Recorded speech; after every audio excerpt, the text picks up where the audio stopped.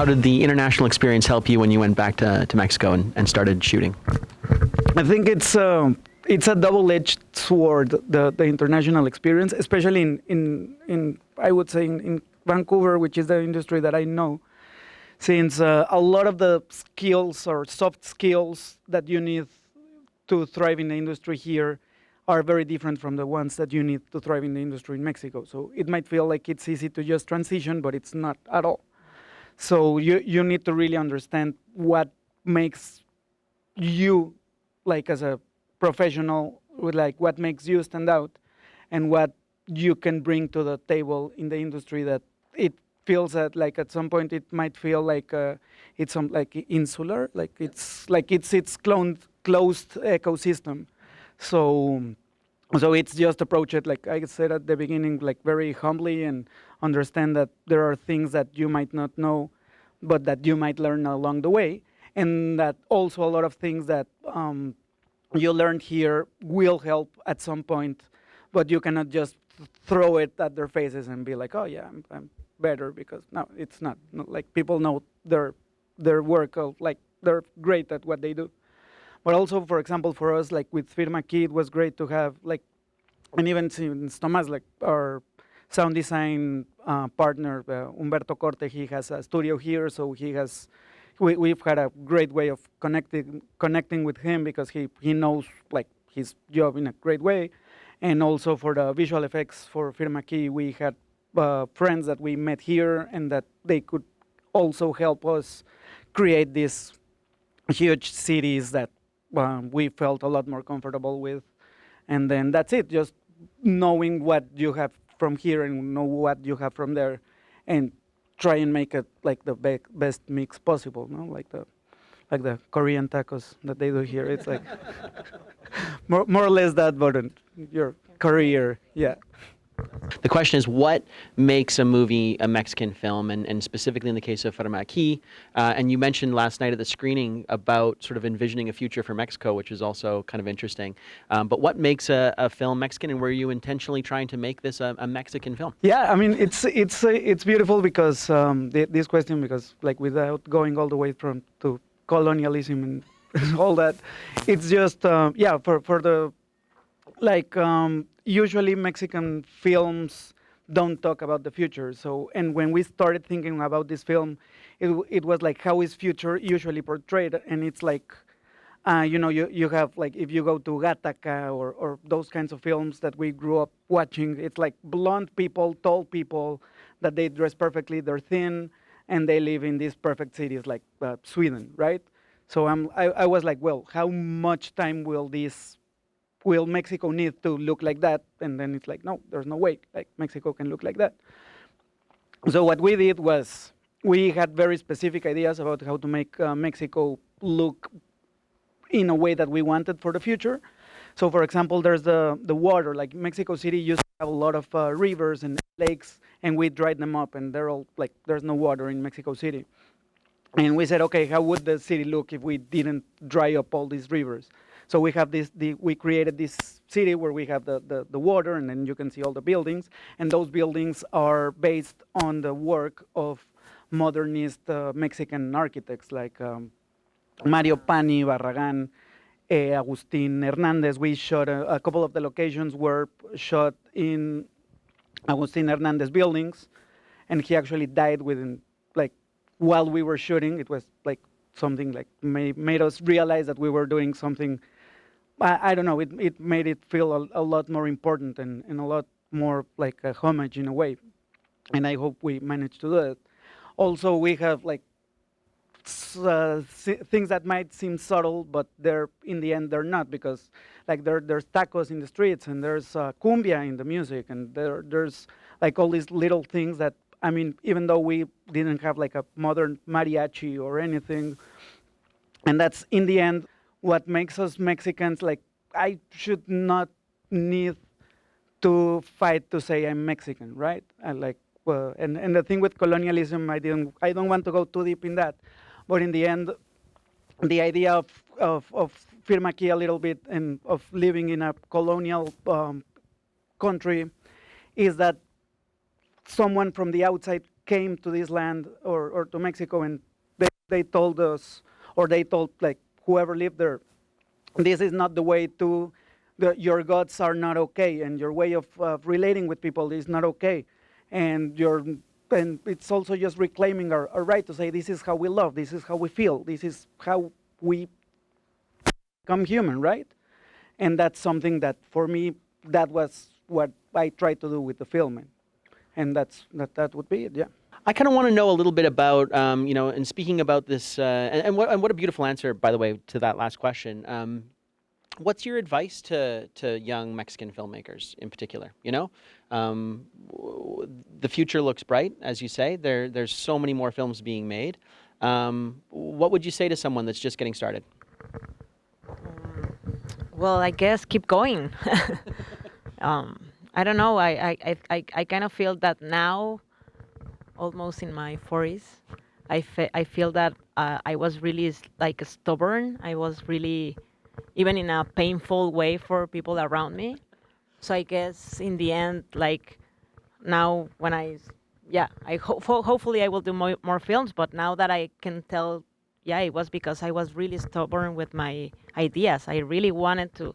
There wasn't another way. So I guess I will say that, like, if you want to do a film, just do it and do whatever you can for shoot that film or that short or whatever.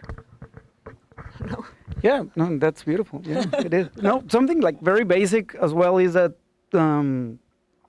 we are so used to watching European films and American films and South American films that a lot of people don't watch a lot of Mexican films, and that's something very important because at the end, those are the resources that you have to work with. Like that's the amount of money that can be sourced, and that's the themes that you can work with, and that's the kinds of stories that are kind of resonating.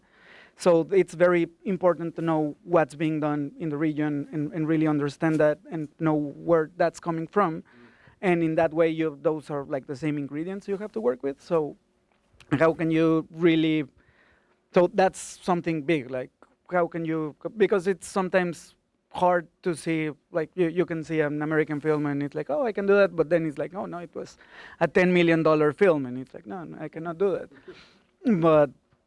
But that's something like very big, like watch Mexican films, watch Mexican TV shows, and understand Latin American in general, yeah.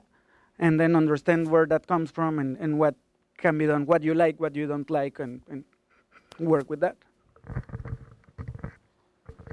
Excellent. And I want to use Peliplat to find more films. use Peliplat. Yeah, definitely. I want to give a chance to plug a couple of things for you guys. So obviously, Fermaki, which screened here, sold out both nights. Tremendous to like you're saying, get people to the theater, but it is also available on Amazon Prime right now in Canada as well as Mexico, and I'd imagine in the United States probably too. Americas. All of America's perfect. So you can go and watch that if you haven't seen it. You didn't get a chance to see it here at the festival. Anonymously Yours is available on Netflix, so people can go and watch that right now.